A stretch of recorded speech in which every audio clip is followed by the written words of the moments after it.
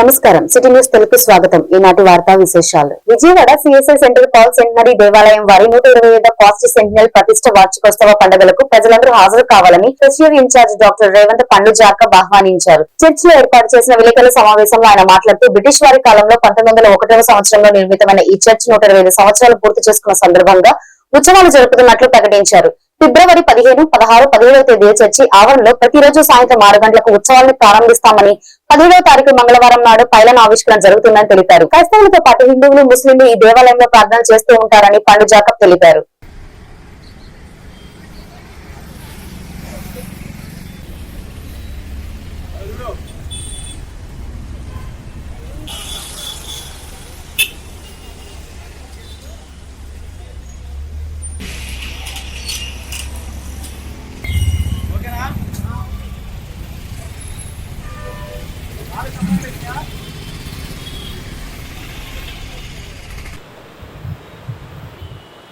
నిర్మించబడిన ఈ దేవాలయం రేపటికి అనగా మరి ఫిబ్రవరి 17వ తారీఖు 2026వ సంవత్సరంలో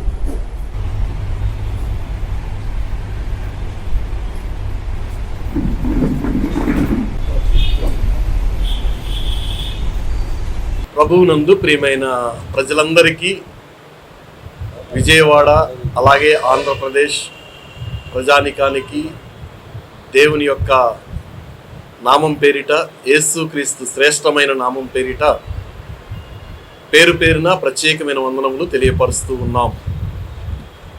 విజయవాడ మహానగరంలో మరి 1901వ సంవత్సరంలో బ్రిటిష్ ప్రభుత్వ కాలంలో నిర్మించబడిన ఈ దేవాలయము రేపటికి అనగా మరి ఫిబ్రవరి 17వ తారీఖు 2026వ సంవత్సరమునకు 125 సంవత్సరాలు పూర్తి చేసుకుని ఎంతో గంభీరమైన అద్భుతాలను మరి ప్రపంచానికి, దేశానికి, రాష్ట్రానికి తెలియపరుస్తూ ఉన్నది.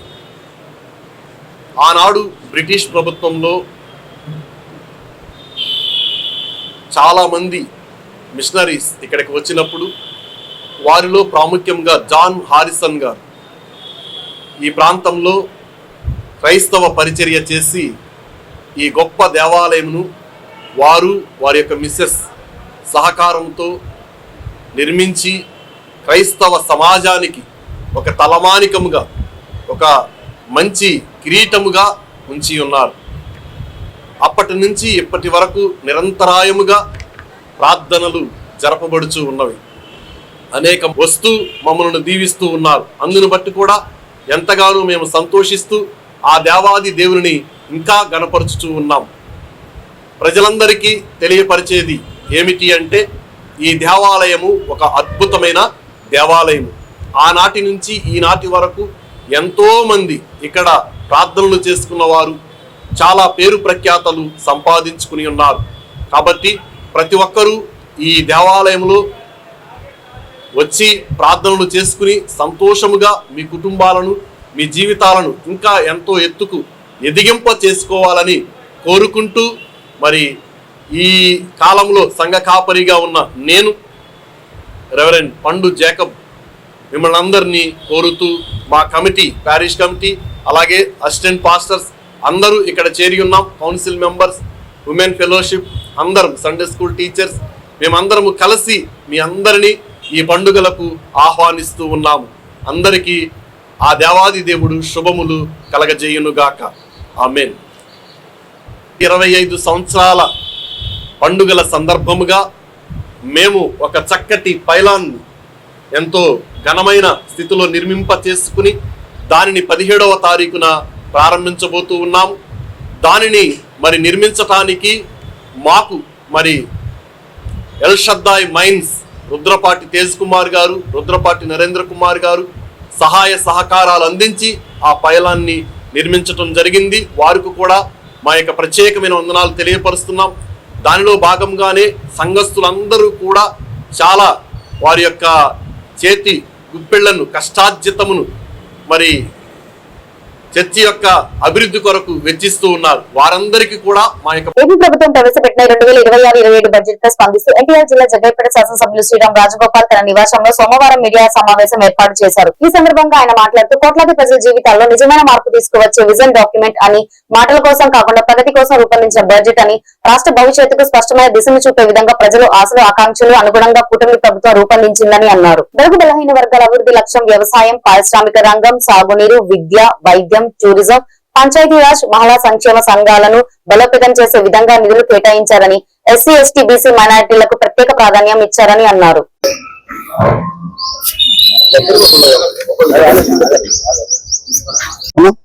ఈ బడ్జెట్ లో ముందు ఎక్కువ విషయాలు చూస్తా ఉంటే అభివృద్ధి, సంక్షేమం, భవిష్యత్తు అన్ని దృష్టిలో పెట్టుకుని చేసినటువంటి భవిష్యత్తు ఇది ఒక బడ్జెట్.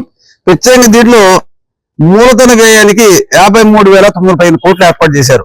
దాన్ని కేటాయించడం ముఖ్య ఉద్దేశం రాష్ట్రానికి ఆదాయం చేకూర్చడం, అంటే ఇరిగేషన్ ప్రాజెక్ట్ కావచ్చు, ఇండస్ట్రియల్ పార్క్ కావచ్చు, అదే గ్రీన్ ఎనర్జీ కావచ్చు, ఇన్ని కూడా మూలధన వ్యయం ఖర్చు పెట్టడం వల్ల రాష్ట్రానికి ఆదాయం, అదేవిధంగా ఉద్యోగ ఉపాధి అవకాశం ఉంటుంది. కాబట్టి మూలధన వ్యయాన్ని గత ప్రభుత్వానికన్నా ఈ ప్రభుత్వం, గత ప్రభుత్వం అదే గత బడ్జెట్ కన్నా ఈరోజు ఎక్కువ కేటాయించడం, మూలధన వ్యయం కూడా కేటాయించడం అనేది ఒక ఆశాజనకమైన విషయం. అదేవిధంగా వ్యవసాయ అనుబంధ రంగాలకు 13,550 కోట్లు కేటాయించడం, ప్రత్యేక ఇరిగేషన్ ప్రాజెక్టులకు గాను ఈ ప్రభుత్వం ఈరోజు 18,204 కోట్లు కేటాయించారు. ఇరిగేషన్ ప్రాజెక్టు వల్ల రాష్ట్రానికి వ్యవసాయానికి కాకుండా వ్యవసాయ రంగానికి, వ్యవసాయ ఆధారిత పరిశ్రమకు, అదేవిధంగా ఈరోజు ముఖ్యమంత్రి ఆలోచన కూడా వాటర్ గ్రిడ్ అని చెప్పి ప్రతి ఇంటికి కూడా పంపు త్రాగునీరు ఇవ్వాలని ఆలోచన ఉన్నారు. అటువంటి డ్రింకింగ్ వాటర్ కావచ్చు, కొత్తగా రాబో ఇండస్ట్రీస్ కి నీరు ఇవ్వడం కావచ్చు, అదేవిధంగా రోడ్డు కనెక్టివ్ కావచ్చు, హైడ్రో పవర్ జనరేట్ చేయడానికి కూడా ఈ ఇరిగేషన్ ప్రాజెక్టు చాలా అవసరం. అటువంటి ఇరిగేషన్ ప్రాజెక్టుకి ఈ రాష్ట్ర ప్రభుత్వం ఈ బడ్జెట్ లో అత్యధిక ప్రాధాన్యం ఇవ్వడం కూడా చాలా సంతోషకరమైన విషయం. కూటమి ప్రభుత్వం ప్రవేశపెట్టిన బడ్జెట్ కోట్లాది ప్రజల ఆశాల నిరాశం చేసే విధంగా ఉందని నియోజకవర్గ వైసీపీ ఇన్ఛార్జ్ కన్నీరు నాగేశ్వరరావు అన్నారు. సోమవారం ఎన్టీఆర్ జిల్లా జగ్గైపేట వైసీపీ కార్యాలయంలో మీడియా సమావేశం ఏర్పాటు చేశారు. ఈ సందర్భంగా ఆయన మాట్లాడుతూ రాష్ట్రంలో మూడోసారి ప్రవేశపెట్టిన బడ్జెట్ సంక్షేమ పథకాలని అరకొర మాత్రమే ప్రవేశపెట్టారని అన్నారు. కూటమి ప్రభుత్వం మూడవసారి బడ్జెట్ ప్రవేశంలో సూపర్ 6 హామీలకు అమలు చేయడంలో కొన్నిటికి నామమాత్రంగానూ మరికొన్నిటికి అసలు బడ్జెట్ లో కేటాయింపులే లేవని తెలిపారు. అది డబ్బులు నిజంగా వేసారా, వేయకుండానే మోసం చేస్తా ఉన్నారా? ఈ చెప్పాల్సిన బాధ్యత ప్రభుత్వానికి ఉంది. కాబట్టి ఇవాళ వైఎస్ఆర్ కాంగ్రెస్ పార్టీ తరఫున మేము డిమాండ్ చేస్తా ఉన్నాం, మీరు ఏదైతే పథకం ఇస్తారని అన్నారో దాన్ని పూర్తి స్థాయిలో ఆఖరి వ్యక్తి వరకు కూడా మీరు ఇచ్చే ప్రయత్నం చేయాలి. అలానే మీరు దీపం పథకం కింద కావాల్సిన బడ్జెట్ 3,500 కోట్లు అయితే మీరు 2,400 కోట్లు ఇచ్చారు. అరకొరగానే గత సంవత్సరం కూడా ఎంజాయ్ చేశారు. మీరు సంవత్సరానికి 3 సిలిండర్లు అని చెప్పి కేవలం 1 సిలిండర్ మాత్రమే కంటి తురుపు చర్యగా ఇచ్చారు. ఇవాళ ఉచిత బస్సు మహిళలకి అదొక పెద్ద ప్రహసనంలాగా మారింది రాష్ట్రంలో.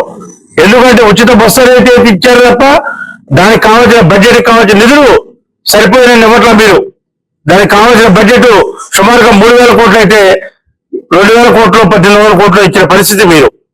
అంతేకాదు ఇవాళ ఉచిత బస్సు పెట్టిన తర్వాత ఆక్యుపెన్సీ రేట్ బాగా పెరిగింది ఆర్టీసీలో. దానికి తగ్గ బస్సులు కొన్నారా అంటే రాష్ట్రంలో కొత్త బస్సు ఒక్కటి కూడా కొన్నా.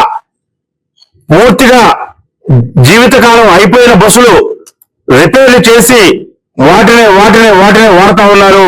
వాటి వల్ల డ్రైవర్లు చాలా ఇబ్బంది పడుతున్నారు, మెకానికల్ ఇబ్బంది పడుతున్నారు, కండక్టర్లు ఇబ్బంది పడుతున్నారు. ఆ బస్సులు ఎక్కడికక్కడ ఆగిపోతా ఉన్నాయి. వాటిని ప్రయాణికులు నెట్టి మళ్ళీ స్టార్ట్ అయిన తర్వాత ఎక్కిపోయే పరిస్థితి.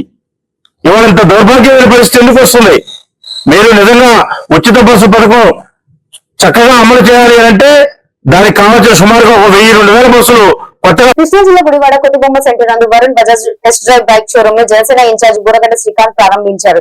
పల్సర్ బైక్ మార్కెట్ లోకి వచ్చిన 25 సంవత్సరాలు అయిన సందర్భంగా బజాజ్ పల్సర్ ని మోడల్ బైక్ ని శ్రీకాంత్ ప్రారంభించారు. అనంతరం కస్టమర్ కి బైక్ ని శ్రీకాంత్ చేతుల మీదుగా డెలివరీ చేశారు. అనంతరం శ్రీకాంత్ బజాజ్ పల్సర్ బైక్ గురించి వారి అనుభవాన్ని పంచుకున్నారు. ఈ కార్యక్రమంలో గుడివాడ జనసేన పార్టీ పట్టణ ప్రధాన కార్యదర్శి సాయిన రాజేష్, సుధాపతుల వెంకటేష్, సాయి పవన్ మరియు బజాజ్ షోరూమ్ సభ్యులు పాల్గొన్నారు.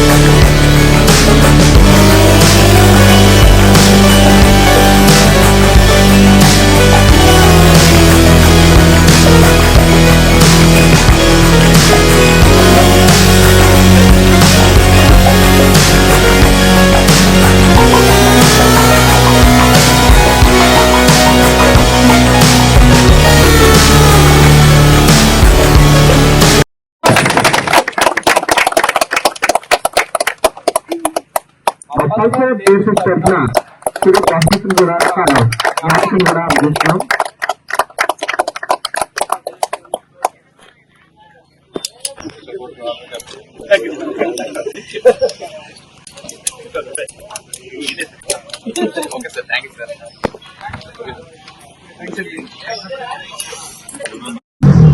అందరికీ నమస్కారం.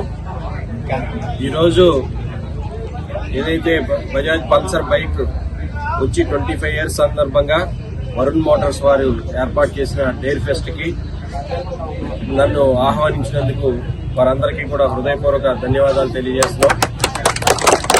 అలాగే ఈ యొక్క కార్యక్రమానికి డీజీఎం గా ఇచ్చేసిన ఏజీఎం వేమ శ్రీనివాస్ గారికి, అలాగే మేనేజర్ గారికి, అలాగే వరుణ్ మోటార్స్ అందరికీ, స్టాఫ్ అందరికీ కూడా హృదయపూర్వక నమస్కారాలు తెలియజేస్తూ, ఏదైతే పల్సర్ బైక్ అనేది సామాన్య మధ్య తరగతి ప్రజల నుంచి ఏదైతే చదువుకునే విద్యార్థుల వరకు అనేక వేరియంట్స్ తో ఈ యొక్క పల్సర్ బైక్ ని మనందరం కూడా అనేక సంవత్సరాలుగా చూస్తున్నాం. ఈ రోజు వచ్చి 25 సంవత్సరాలు అయిన సందర్భంగా వారి యొక్క ఈ కార్యక్రమాన్ని అన్ని చోట్ల కూడా ఏర్పాటు చేస్తున్నారు. అలాగే ఈ రోజున గుడివాడలో ఏర్పాటు చేశారు. వారికి అందరికీ కూడా హృదయపూర్వక ధన్యవాదాలు తెలియజేస్తూ, ఈ పల్సర్ బైక్ అనేది చాలా ఏదైతే ప్రమాదాలకు కానీ వాటికి కానీ అన్నిటికీ కూడా చాలా మంచిగా ఉండే ఈ యొక్క బైక్ ని అందరూ కూడా వాడుతున్నారు. అదే ఈ రోజున సేల్స్ ఇన్సెంటివ్లు కానీ, సేల్స్ డిస్కౌంట్లు కానీ, అలాగే సర్వీస్ డిస్కౌంట్లు కానీ ఈ రోజున వరుణ్ మోటార్స్ వారు ఏర్పాటు చేశారు. కాబట్టి గుడివాడ నియోజకవర్గంలో ఉన్న ప్రజలందరూ కూడా ఈ యొక్క వరుణ్ మోటార్స్ వారు ఏర్పాటు చేసిన ఈ యొక్క ఫెస్ట్ ని అందరూ కూడా ఆస్వాదించి, ఏదైతే పల్సర్ బైక్లు కానీ నూతనంగా బైక్లు కొనుక్కోవాలనుకునేవారు ఖచ్చితంగా ఈ యొక్క పల్సర్ బైక్ ని కొనుక్కొని ఈ యొక్క సేల్స్ లో మీరు అందరూ కూడా కృషి చేయాలని చెప్పి తెలియజేస్తూ, ఇది ఈ రోజున ఈ డైర్ ఫెస్ట్ అనేది ఆ ఫెస్ట్ ని కూడా చేశారు. ఏదైతే మన పల్సర్ బైక్ లో ఎట్లా మనం దాన్ని వాడుకోవచ్చు అనేది కూడా ఈ రోజు చూపించారు. అలాగే సర్వీస్ లో కూడా అన్ని 299 రూపాయలకి సర్వీస్, 1200 రూపాయలు విలువ చేసే సర్వీస్ ని ఈ రోజున 300 రూపాయలకి ఇవ్వడం కూడా చాలా ఆనందించిన విషయం. కాబట్టి గుడివాడ నియోజకవర్గంలో ఉన్న ప్రజలందరూ కూడా ఈ యొక్క ఫెస్ట్ ని ఉపయోగించుకుని పల్సర్ బైక్ ని, అలాగే వరుణ్ మోటార్స్ వారిని మన ఆశీర్వదించాలని చెప్పి, అలాగే అందరం కూడా ఇప్పుడు కూడా నా మొదటి బైక్ కూడా పల్సర్ బైకే. అలాగే పల్సర్ బైక్ అనేది ఎప్పుడు కూడా యూత్ కానీ పెద్దవాళ్ళకి అందరికీ కూడా క్రేజ్ ఉన్న బైక్. ఇప్పుడు అనేక కంపెనీలు వచ్చినా కానీ పల్సర్కు ఉండే క్రేజ్ ఎప్పుడు కూడా పల్సర్కు ఉంది. కాబట్టి వరుణ్ మోటార్స్ వారి ఏర్పాటు చేసిన అందరికీ కూడా ఆహ్వానించినందుకు, మమ్మల్ని అందరినీ ఇక్కడికి ఆహ్వానించినందుకు ధన్యవాదాలు తెలియజేస్తూ, ఖచ్చితంగా వరుణ్ మోటార్స్ వారిని ముందుకు తీసుకెళ్లాలని చెప్పి గుడివాడలో మేము అందరినీ కూడా కోరుకుంటున్నాం. రాష్ట్ర వ్యవసాయ సహకార సంఘం ఉద్యోగుల యూనియన్లు ఐక్య వేదిక ఆధ్వర్యంలో ఉద్యోగుల దీర్ఘకాలిక సమస్యల పరిష్కారాన్ని కోరుతున్నారన్నారు. జీవో నంబర్ 36 వెంటనే అమలు పరచాలని, 2019 నుంచి 2024 పెండింగ్ లో ఉన్న వేతనాల సవరణ చేయాలని, సహకార సంఘాల్లో పనిచేసే ఉద్యోగులు, ప్రభుత్వ ఉద్యోగులకు అమలు అయ్యే రిటైర్మెంట్ వయసు పెంచాలని, 2019 తర్వాత సహకార సంఘాల్లో చేరిన ఉద్యోగులు రెగ్యులర్ చేయాలని అన్నారు. టీసీఎస్ఎస్ ల ద్వారా కాకుండా డీసీబీసీల ద్వారా రైతులకు డైరెక్ట్ గా రుణాలు ఇస్తున్నామని తెలిపారు. కెపాసిటీకు పే నిబంధనలకు సంబంధం లేకుండా ఉద్యోగాల జీతభత్యాలు డిఎల్ఎఫ్ఎస్ ద్వారా చెల్లించాలని అన్నారు.